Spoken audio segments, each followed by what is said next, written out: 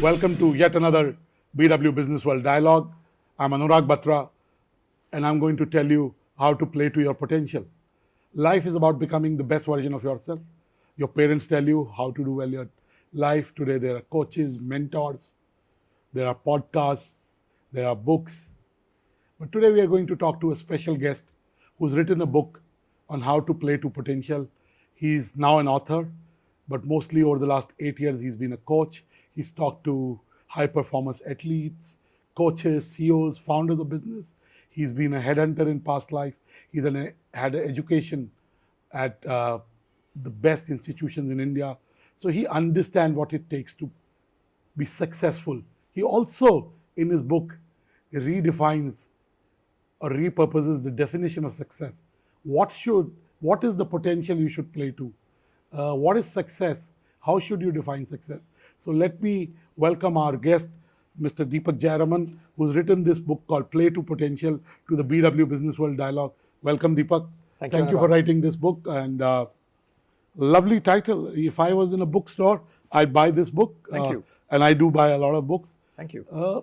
First of all, as you say in the book, when you search the word potential on internet, you get 1,000 choices, 1,000 books.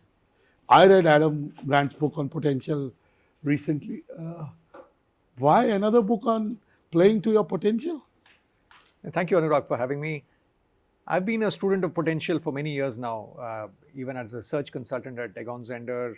When we looked at a leader, we look at competencies and potential. And to go back to the Hindi movie Diwar, there's a term, lambi race ka ghoda, right? So you're always trying to figure out who can play the long game.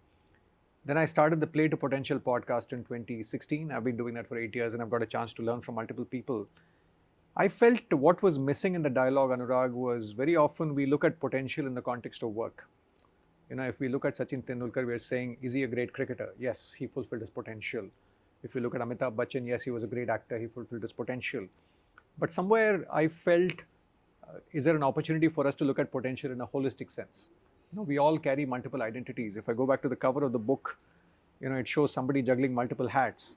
We're all juggling multiple roles. I'm a father, I'm a son, I'm a brother, I'm a podcaster, I'm a coach, I'm an author now. So the real question is, what does playing to full potential look like? And can we have a discussion around what the approach could be? So the short answer to your question is, I've taken a stab at looking at potential in a holistic sense, not just in one discipline that you happen to be good at. Thank you. And the subtitle of your book is Lead a Full Life, Become the Best You. Before we go on to the 9 chapters in the book and the flavor framework, which is kind of a playbook to reach your full potential, let me ask you, do you feel that you've reached your full potential? Are you playing to your potential? The language I use in my book, Anurag, is striving to play to potential. I feel I'm striving to play to my potential. Have I reached my full potential, I think, is a philosophical question. I'm not sure if we are well equipped to answer that. I think when we live our life and go upstairs, somebody will take a call on that. Yeah. But I think the best shot we have is to at least take a stab at giving it your best shot to play to your potential. So, success is always work in progress. Yes. Once you achieve one milestone, yes, you want to achieve another milestone. Correct. And it's the journey you have to enjoy. I think you have to do the right things for the right reason in the right manner. Now coming to the, why did you write this book? Who is this book for? Who should read this book? What will happen to a reader when he or she reads this book? Right. I would say the core audience of the book, if I may, Anurag, is people that are wrestling with the various pulls and pressures of midlife. Now, what do I mean by midlife? I think earlier it used to be 40 or 50, which used to be called midlife. But now I would say anywhere between 25 or 30 all the way up to 60 or 70 is a long and messy midlife, the way I see it, because people's lifespans are elongating given advances in healthcare. So we all might be working into our 60s and 70s. And I think given the number of career choices that people have, I think people are having existential angst much earlier. Earlier it was very straight roads, right? You could either be a CA or a doctor or an engineer. But now I think the disciplines are combining in a very interesting way. And I love the work of Barry Schwartz, who's written a book, Paradox of Choice. And he says, when consumers have abundant choice, 2 things happen. One is there is decision making becomes complex, and B, there is FOMO, fear of missing out. So given that, I think in general, I'm seeing people in their 20s and 30s wrestling with. And there's social media comparison. Exactly. You Exactly. know, my life is Correct. good, but his is better. Exactly. So there's a, used to, when you were younger, we used to rat race Yes. or the pursuit of certain goals. Yes. That race never seems to end. That's true. And so I think to your question, who's the audience? I feel 30s to 60s, people who are sort of in their active career and who have got family, who've got wealth, who've got health to manage. So people who are sort of juggling these multiple hats. So it could either be, let's say, I would say, professionals who are leading an intense life who are seeking balance. It could be homemakers who are seeking relevance. Because I find that very often there are people who play the role of a homemaker, but sometimes they get into self-worth issues because family can be a low gratitude or a low feedback environment. And thirdly, people in transitions. It could be Somebody who's becoming from being an entrepreneur. Correct. Somebody who's an entrepreneur sold the business. Or it could be a personal transition like maternity, retirement, empty nesting. So these are all transitions where the circumstances change, and it's an opportunity for us to relook at the puzzle. And recalibrate and, exactly. Achieve your potential. Now, you talk about the midlife conundrum, you just Yes. outlined it. You have a chapter in the book called The Limitations of Ikigai. I follow a principle. Confucius said, make your hobby your profession. You don't have to work. Yes. Choose something you naturally enjoy. Yes. If it makes a contribution and it also makes you money, that's Ikigai. Yes. So what are the limitations of Ikigai? So personally, I should say, I found Ikigai quite clarifying. I continue to be a believer in Ikigai. But I think the limited point I make is a North Star can't play the role of a torchlight.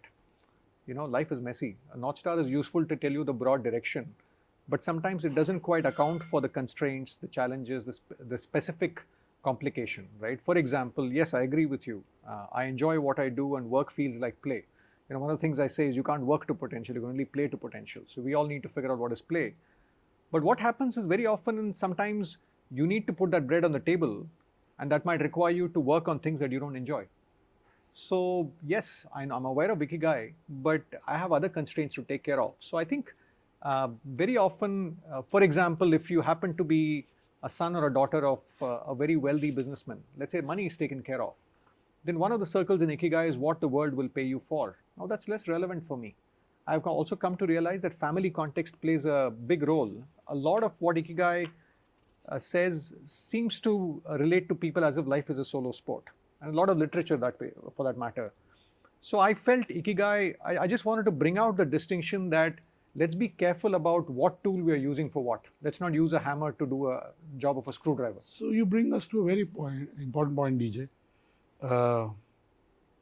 How do we discover what is good for us? What do we like? And you have a section which has multiple chapters, getting in touch with ourselves. Yes. How do we find out what lies beneath? See, I think, Anurag, what I've also come to realize is self-awareness. There are two vectors to self-awareness. That's something I learned from a lady called Tasha Eurich, who's written a lovely book called Insight, who was on my podcast. She says that we need to look at internal and external self-awareness and combine the two, and that rich tapestry of insights will help us understand ourselves. So internal self-awareness is things like, meditation, mindfulness, there's enough and more written on it, right? I think, are we creating the space for us to understand ourselves, right? I think that's that one whole space. Second space, which I feel is significantly underexploited, is are we tuning into how others see us? And very often, people approximate that to a 360 in a work context. You run an online 360 tool, ask some 10 colleagues around you, strengths, weaknesses. I feel that's a lost opportunity, because if you look at who all you interact with today, what percentage of that is people at your work? I don't know, 10%, 20%? You meet many other people. So is there an opportunity for us to systematically tune into how others see us and how others see the canvas where we can flourish? Very often the outside-in feedback also is structured as what my strengths and development areas are. But I think as you grow into 40s and 50s, how to climb the mountain is not the right question. Which mountain should I climb? Should I be climbing the mountain or not? Or do you want to go deep sea diving, right? Those are all questions. I may, just get a parachute on the. Yeah. I understand. You talk about values and principles. Yes. Give us a sense of why both are important and how can one develop the right values. Of course, values are developed by seeing your parents, seeing your grandparents, seeing people around you. That indoctrination happens Correct. subconsciously, but still, how can you discover your values and principles? Correct. I think the point I make, Anurag, is sometimes, tuning into our values and principles, an indirect approach might work better. Like they say, if you want to catch a butterfly, don't go and catch it. Just sit there in a still manner, and the butterfly will come and sit on you. So in the book, I propose 2 or 3 different ways, right? One is, I like to say, tuning into regrets sometimes gives us a sense of what our values are. And this is something I learned from Dan Pink, who's written a wonderful book on regret. I read that book. And he uses a beautiful phrase. He says, regrets are the photographic negative of the life you could have led. And to me, that stayed with me. In a way, tuning into what we think we might have done this actually tells us what we value. That's one. Second, I've also realized is, if we look at who our role models are, who are the people who we look up to, very often by looking at them and what they stand for and who they are, it tells us a little bit about what we value. For example, I say one of my role models is David Attenborough of the BBC. And when I sort of peel back the layers, I feel what inspires me. And have you met him? I haven't had the fortune of meeting him. I would love to meet him if I can at some point. But I'm sure in the business world you'll meet him. Hopefully. But I really respect that he's taken one theme and stuck to it for multiple decades. Right? I'm told he's the only one who's won an award for excellence across the different formats, black and white, whatever those formats are, Cinecolor, 4K, and as the technology has advanced, he's sort of stayed with that one theme. So playing that long game and sort of really going deep into a subject is something I get from him. I refer to a movie character, actually, the character of Robin Williams in a movie called Good Will Hunting, which I find inspiring. I would say a role model doesn't have to be a person. It could even be a character in a movie that inspires you.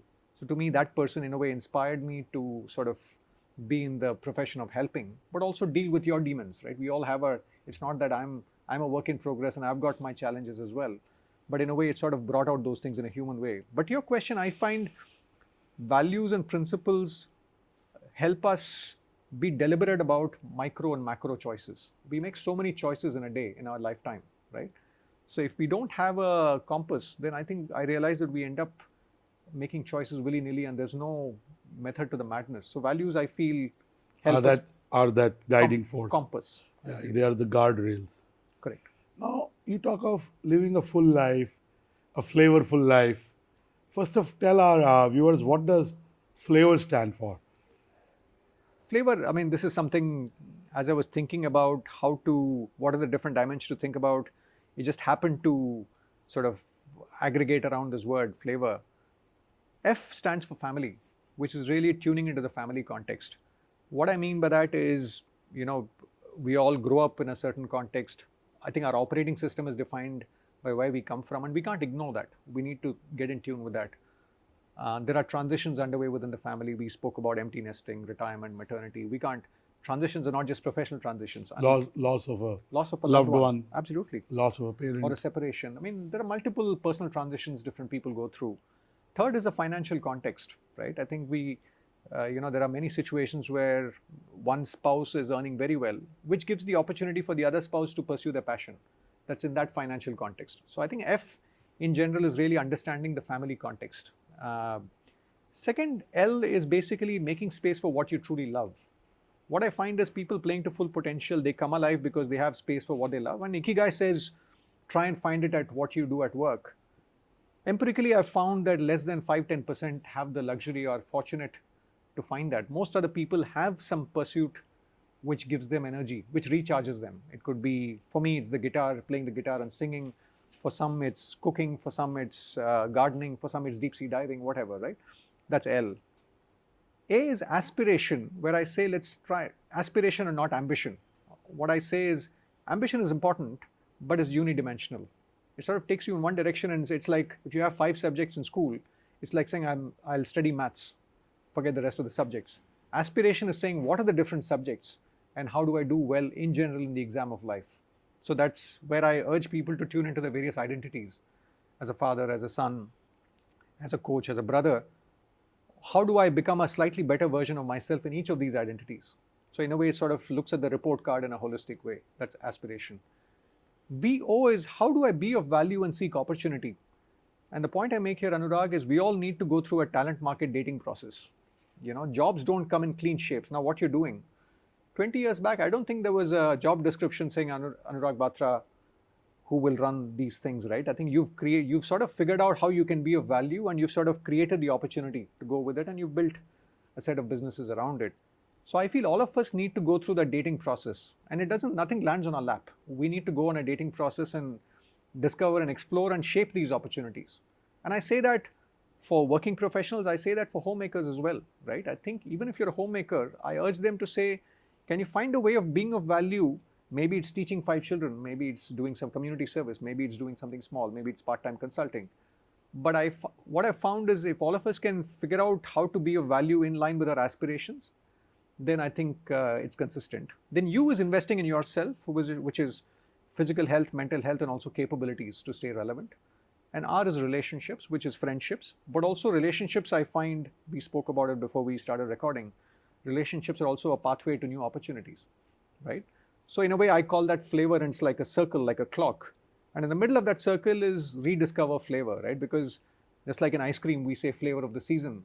We all go through seasons, right? And as we go through different seasons of our life, I feel we need to keep rediscovering our flavor as the seasons evolve. So that's the crux of the approach I propose. So clearly, you define success holistically. Yes. In personal life, family life, contribution to society, health, doing something that you enjoy, upskilling yourself. And you Yes. talk about how in today's world, how you can, you have a chapter called meta scaling the flavor.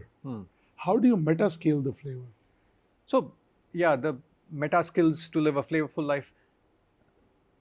I think there are many things, right? One is really figuring out the tightrope of time and money. What I realize that we are very good at measuring money, but we are very poor at measuring how we deploy our time. So one of the things I suggest is just try and be mindful of the tension here. One of the people I spoke to at the podcast was a lady called Ashley Willens, who's written a book called Time Smart. She's a professor at Harvard Business School. And she says that when we are low on time, there's a certain sense of poverty that we feel. Sort of, she calls them time poor. And she divides the world into 2 types of people, Taylors and Morgans, or Teresa and Michelle. She says, Taylors are people that make choices based on optimizing their time and experiences. Morgans are people that make choices based on optimizing their money or products, if you will. And she says that paradoxically enough, Taylors end up making more money than Morgans because they're prioritizing time. So one thing I say in the book is just be mindful of the trade-off between time and money, because if you make all the money and you don't have time, there's a certain sense of misery, and you show up in a certain way which is not helpful to living a flavorful life. Like that, there are 3 or 4 other meta skills that I talk about, which help people sort of ensuring that we are well-rounded and not obsessed about one thing. Even health, for example, one of the things I say is health is great, but don't obsess over it. I mean, I see some people who want to be healthy, but sign up for an ultra marathon. That's great. But sometimes what I see in some of those families is that they're not able to provide adequate attention to family or some of the other situations. So you've over-indexed on one thing. Once again, it goes back to It's about balance. Balance, trying to excel in one thing at the cost. And life is a trade-off. Correct. That much time where you focus So your just time. being aware of marginal utility. In economics, we talk about marginal utility of anything, right? So very often in most things, you end up hitting the sort of the diminishing returns point very quickly. So just being mindful of that and not overdoing it. One of the people I spoke to said, even in professional services where people often burn the candle at both ends and more, he said people often stay late not to service the client, but to service their insecurity, right? So I think, so some of those things just for us to, it's a bit like, when you're walking a tightrope, you will see that the person is stationary, but actually the person is moving, and it's the core muscles, right? So in a way, this is like the core muscle which will help you stay on the rope as you walk this tightrope. Deepak, since you straddled broadly 3 domains, one is headhunting, the other is coaching, and third is a podcaster. Now let me ask you one question. When you headhunted, when you met certain candidates, you helped in search of certain CEOs, what did you learn? Give us some insights. I think clearly each search is different. One thing I learned, for example, People who are not looking for a job are better to hire. Exactly. The best candidates actually are not job seekers, but people who are actually happy in their roles, right? So I think very true. Job seekers, people who write to you, actually often represent a suboptimal end of the spectrum. Isn't that stereotyping? There could be one person who's done well, and Yeah.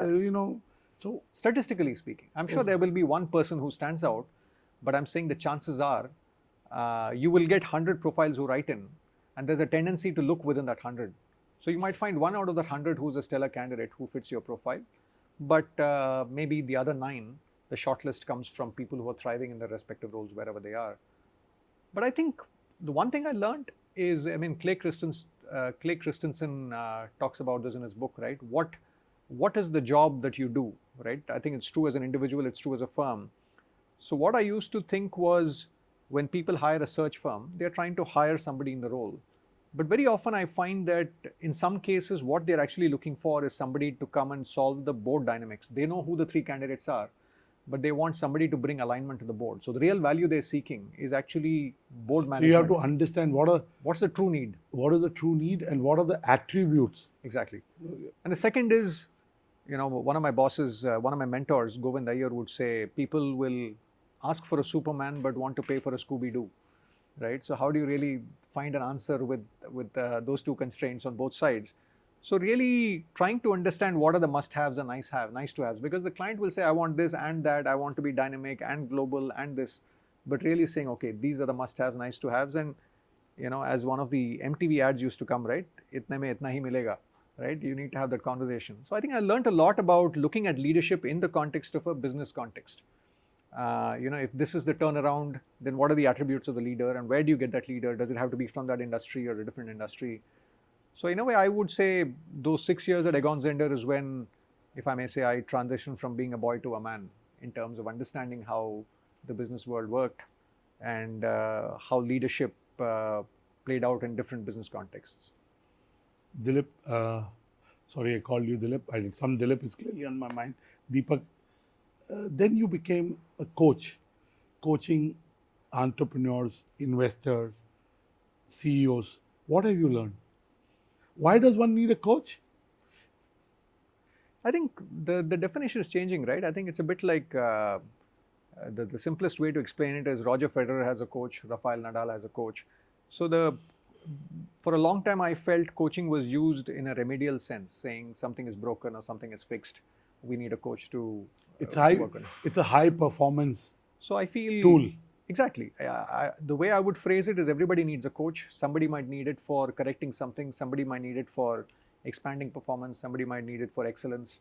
So I think, Have you watched Analyze This and Analyze That? yes, Well, that's a different kind of coach. exactly. So yes, we all need somebody to talk to and be authentic and have a professional being honest with us. And the other thing that happens, Anurag, is very often I see when people become senior and get into positions of power, true feedback often stops coming your way. You either face silence or you face noise because people are posturing to you. So having a coach sometimes helps you tune into the whispers of the outside world, which helps you course correct. Otherwise, there's a risk of living in a little bit of a delusional context, and that can sometimes take people the wrong way. Now, you also did a podcast with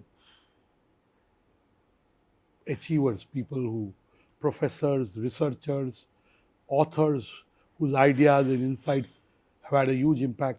What did you learn from doing those podcasts and talking to them? What was 2 or 3 commonalities? I think one thing I've learned is true success comes when you dedicate yourself to a discipline for multiple decades. Most people, I noticed that whether it was professors or chess champions like Vishy Anand or Viren Raskina, they've sort of committed back to David Attenborough. I think they've committed to a space for many decades. So I think the one thing I've realized, I think it goes back to a quote. I wonder if it was Steve Jobs or somebody else. We often overestimate what we can do in a day, but underestimate what we can do in a decade, right? So I think that's one thing I've taken away, saying, just pick something, but stay with it. There's compounding that plays out. And Deepak, you had a long career and now this multi-dimensional experience of being a headhunter, of being a coach, being a podcaster, an author. How do you define a full life? Of course, you've given the framework, but is there a bucket list that Deepak Jayaraman has? I've started realizing the value of emergence. Earlier I used to feel that, these are the 10 things I want to do, but I realized that we know so little about what the future has in hold for us. So, You give it your best and leave the rest to universe serendipity. I think so, because, 10 years back, would I have thought that I would be, I would be doing a podcast, I would have written a book, I would have become a coach. I was in a search consulting world, or 20 years back. So I feel we all do a great job of looking at the journey. It's almost like trekking, right? When you go on a trek, you can either look at the peak or you look at the ground. We do a good job of understanding how far we've come, but we do a very poor job of understanding how much to go. So I feel somehow I'm just sort of letting things unfold and sort of taking it a quarter by quarter rather than over planning it. Please read Play to Potential to become the best version of yourself and to live a flavorful life. Deepak, apart from Play to Potential, 3 books that you recommend our viewers to read? Yes. One is How Will You Measure Your Life by Clay Christensen. The other is a book called A Curious Mind by Brian Grazer.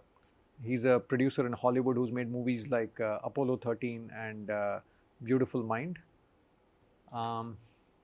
The third book I would say is Insight by Tasha Eurich, where she talks about internal and external self-awareness. I feel self-awareness is sort of the meta skill of the 21st century. She says it. And I think it will be a useful book for everybody to sort of tune into themselves. And Deepak, 3 people apart from David Attenborough who you believe have played to their potential. So I've got 6 people that I profile in the book. Okay. So I'll pick 3 of them. One is Sumit Mehta, who runs Unicorn, School Tech Unicorn, along with his wife Smita Deora. Another is a lady called Soma Biswas Vajpayee, she's moved multiple geographies. You would traditionally attach a label of a trailing spouse to someone like her, but she's really thrived under those circumstances, and after starting with Citibank, now is an arts-based therapist in New York. And the third I would say is Vineet Panchi, who's started with a hotel management degree, but today is a communications consultant. He's a crusader, he's a poet. You can't put an identity to him. Like his name Panchi, he's a free bird. You've got multiple things going on with him. So 3 of the 6 people that I've profiled in the book. Thank you, Deepak. I'm sure you'll find reading Play to Potential helping you reach your full potential, living a full life. So congratulations, Deepak, for writing a book. Thank you, Anurag. I keep saying life is about 2 things. One, life is about trade-offs. If you want to do something, you will have to give up on something. So use your time well. Second, life is also a lot about opportunities. You have potential, but you need the opportunities. For opportunities, work hard, be smart, show up, relationships matter, be curious. All those themes are in this book, but interesting storytelling. So do read this, and I'm sure you'll play to your potential. Thank you.